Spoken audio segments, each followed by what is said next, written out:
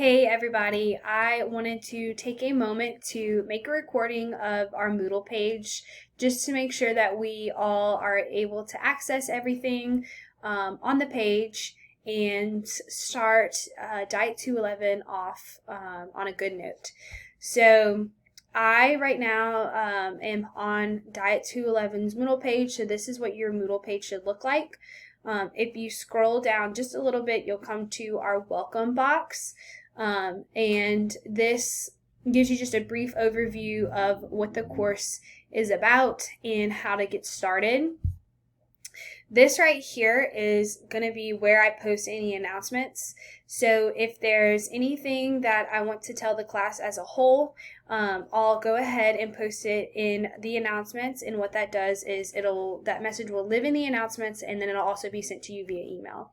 So if you open this, there aren't any announcements yet. But if there's anything that you want to go back and refer to that I've announced previously, you can access that here.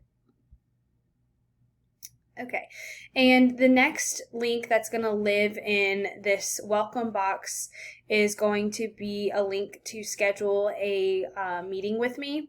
This link brings up my Calendly availability. So you can choose a day and time that you would like to meet. You'll enter your name, you'll enter your email, what you would like to discuss, and then you can identify which class. In this case, you would click Diet 211, and then you can press schedule that event. Once you schedule it, it will create a Zoom meeting that you and I will both receive via email. So that's a really easy way for you to meet with me, and it designates a day and time that I can set aside everything and meet with you personally to help you out with any issues or concerns that you may have. So just below the welcome box is Module 1, Getting Started. The purpose of Module 1 is just to orient you to the course, to your classmates, and to me, your instructor. So if you click Start here, this brings up an introduction video that I recorded just to tell you a little bit about myself. And once you come back to the main Moodle page, then you can open the course syllabus and the course calendar.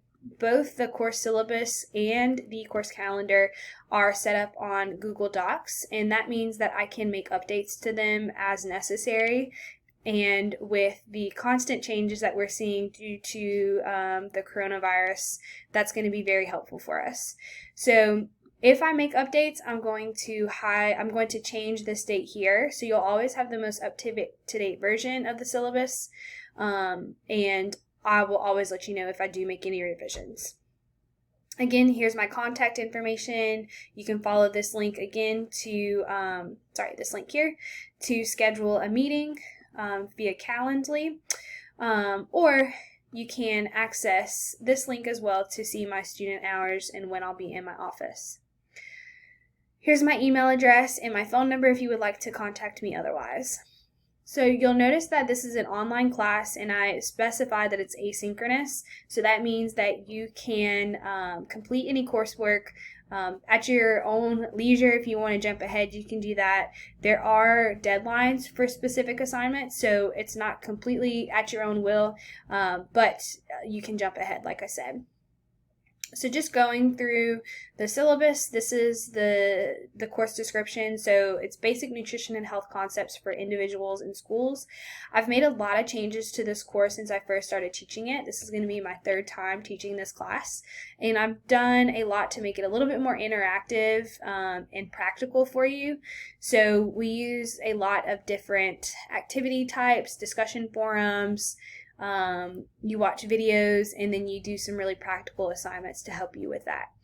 So because in a lot of what you're doing is trying to become a school teacher or a coach, counselor, athletic trainer, anything that's related to health promotion, you guys are going to be constantly interacting with individuals who should be guided to adopt positive health and diet behaviors. So the purpose of this course is to help you get that basic understanding of nutrition and good lifestyle habits to be able to provide some evidence-based information and education in regards to health and well-being. So this is a full-term 16-week course. It's going to be offered 100% through Moodle and asynchronous, as I said before. These are our modules that we're going to be working through. The course calendar is going to display this a little bit easier, I think, so just hang on tight. These are the methods of evaluation. So this is how I'm going to be grading you this semester. You see we have a good mix of learning activities. So if you're not a person who does really well on quizzes, you can maybe make that up on forums. These lessons are great. You can navigate through these and answer questions, and it gives you points for just learning and participating in the course content. At the end of the semester, we're going to be doing a creative health presentation project. So you're going to create a presentation and record that directed at a specific population. And I think we all learn really well whenever we see things that our peers do, whether they're good or whether they have things that they can improve. I think that helps us to excel our own learning. So you guys are going to do a peer evaluation after that project, and then you're going to submit a reflection after you've submitted your project and your peer evaluation. So this class is going to be graded just total points earned divided by total points available. So there's no weighted grade, so it should be easy for you to figure out your grade in the class. If you have any questions, you can send me an email and I can help you with that. Let's see, I'm going to always communicate to you through Moodle, and because this is an online class, it's important that you use good behavior and etiquette for online. So if you go to this netiquette guide, it can help you learn what you should be doing. We don't have face-to-face or synchronous classes, but you're going to be recording yourself this semester on video. So just be mindful of how you're presenting yourself. You shouldn't be like lying in a bed or not wearing a shirt. You should look presentable like you would be when you're coming to class. And be sure that you use appropriate terminology whenever you're submitting assignments online as well. So this communication policy, beyond just me telling you that I'm going to communicate to you through Moodle in your Nichols email, I want to be sure to give you some expectations as far as what you can expect from me and how often and quickly I'll communicate to you and how quickly I will grade. So I ask that you expect me to respond within 24 hours, Monday through Thursday, and on weekends and holidays within 48 hours. I think I do a pretty good job with this meeting this or exceeding this by answering you earlier than 24 or 48 hours. But just know that this is the guideline, and if I don't answer you right away, you can come back to this guideline. And you can also expect me to grade your assignments within 7 days. Sometimes in the semester, I may get a little bit behind, but I always make sure that you guys know ahead of time if I'm going to be late in grading something. If you have any issues with Moodle, you definitely need to let me know pretty soon, because this is an online class and I don't want you to get behind. There is a YouTube playlist that Nichols has created for online students that could be helpful to you. And how you can do things like submit an assignment, navigate Moodle, edit your user profile, lots of really helpful information. Otherwise, you can contact IT if you have any system-based or technology issues. So as far as makeup exams go, there shouldn't be an issue since this is an online class. You know ahead of time whenever your stuff is due. So just make sure that you're putting in those dates now. Late assignments, I know sometimes things come up. Don't just not turn in your assignment. I will accept late assignments for a point deduction of 10% each day that it's late. As far as extra credit goes, I will not offer any extra credit for an individual, but there may be an extra credit opportunity that pops up during the semester that I'll invite the entire class to participate in. If that happens, make sure that you take advantage of that. If you're graduating this semester, please be sure that you read this section on the syllabus. So as far as university policies goes, I have to submit any suspected or known acts of academic dishonesty, whether it's cheating or plagiarism, anything like that, I have to turn in and let administration know about that. And there is a process for discipline in the Code of Student Conduct that you can find. There's also a process for submitting grievances. If you have an issue with this class or with a grade, you're more than welcome to come to me and we should be able to work it out. But if you feel like you want to file a grievance, you can look at the Code of Student Conduct and the SGA website for grievance forms. Your tuition pays for lots of support services like the Student Access Center, the Dyslexia Center, the Tutoring Center, Writing Center, and Counseling Center.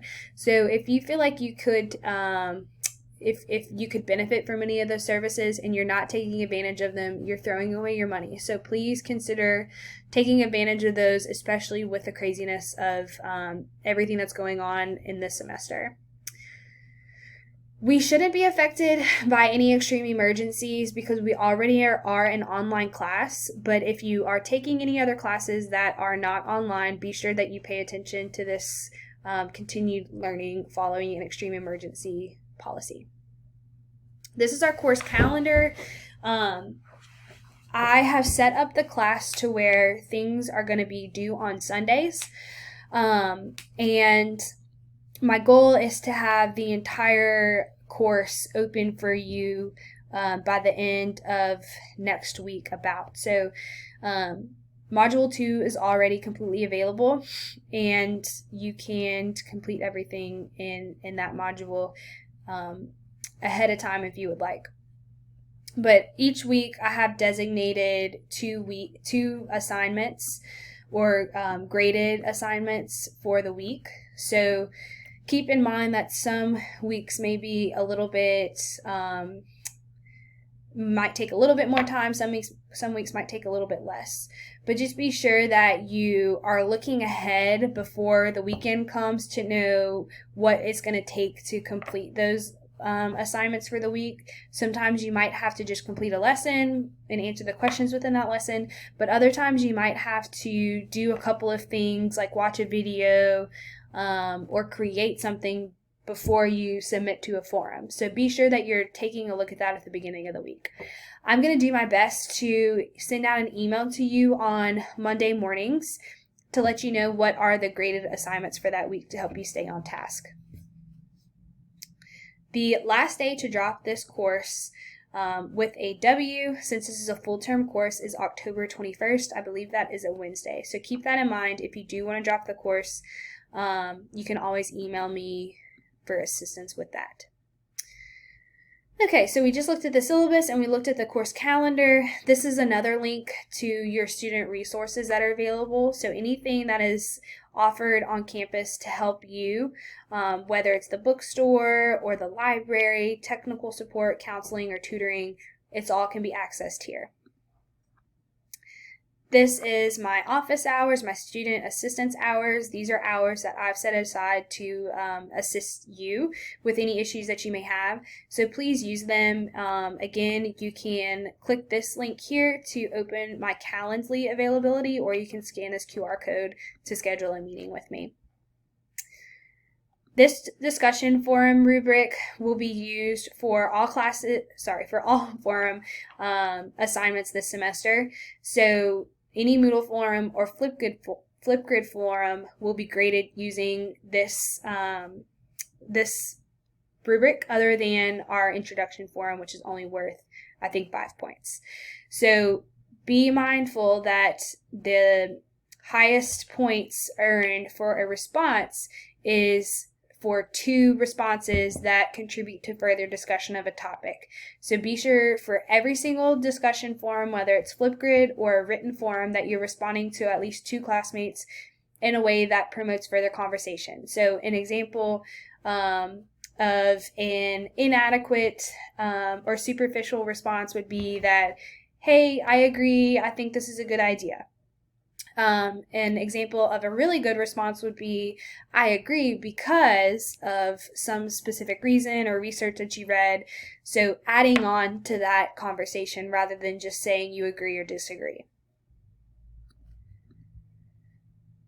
All right, and then these next two links are to help you get started with Flipgrid. This link opens to a video that's on the Flipgrid website. And once you watch that, I think it gives you an idea of what Flipgrid is, how it can be helpful, and how you can utilize it. And then this link is to our Flipgrid. It may look a little bit different for you here because I have a different login for an educator. But let me just show you really quick.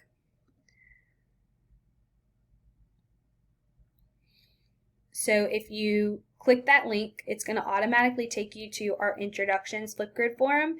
What you're going to do is you can record a response. You can also do this on the app, but if you have a laptop with a webcam, really easy to access from the website as well. But you can record a response here. You can watch our videos that we've already posted. And then if you open up my video, let me pause this. When you open up my video, then you can add a comment, and that will allow you to comment with another video. Let's see. Okay. So last thing in this getting started is the syllabus quiz. You are going to take this, and this is an agreement to the syllabus just to make sure that you've read and you're well acquainted with all of the course policies and plans. So that's the getting started module. Next is module 2, and this is our first module in the curriculum. Everything is pretty self-explanatory, and you see how we have a large amount of different types of learning activities to be completed. I just include some of these polls just to kind of help everybody know, who they're working with this semester, and to also give me some feedback. At the beginning of each module, I'm going to give a rundown of what this module is about and also the learning objectives for each module. So the idea is that you'll complete each of these tasks in order. I always will also put the due date and time for each assignment as well. And like I said before, there may be some assignments that you have to watch a video for or do something prior to that. So whenever you see something that doesn't have a due date, you need to watch that before you complete the corresponding task. So before you do this nutrition facts panel discussion forum, you'll need to watch this video. Before you do this PE teacher interview forum, you'll have to watch this PE teacher interview. So I hope that helps you all to get a little bit acquainted with the Moodle page. If you guys have any questions, please don't hesitate to reach out to me. I'll be more than happy to help you. And if you do have questions, I might post them to the announcement page because other people may have the same question as well. My email is allison.gobert@nichols.edu. And if you want to schedule a meeting with me, you can do so at this link here. Otherwise, you'll have a good day, and I hope you're having a great start to your semester.